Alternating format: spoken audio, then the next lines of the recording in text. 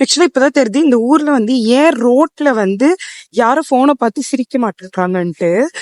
நான் வந்து பாத்தீங்கன்னா பஸ் ஸ்டாண்ட் மாறி இறங்கிட்டேன். என்னோட இன்டர்நெட் வீடியோல சொன்னா மாதிரி மாறி இறங்கும் போது என்ன ஆயிடுச்சு, நான் போன் வந்து ஒரு மாதிரி அந்த ரோடே காலியா இருந்தது. ஆக்சுவலி தான் இருக்கும், ரொம்ப காலியா இருக்கும்.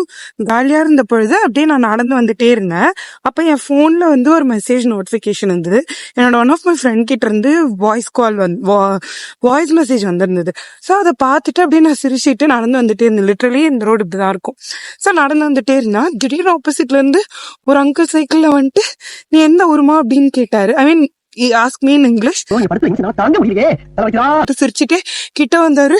குடு குடு குடு குடுன்னு ஓடி இந்த பக்கம் வந்துட்டு ஆல்மோஸ்ட் காலேஜ் ஃபீஸா வந்தாச்சு. ஒரு எக்ஸ்பீரியன்ஸ்.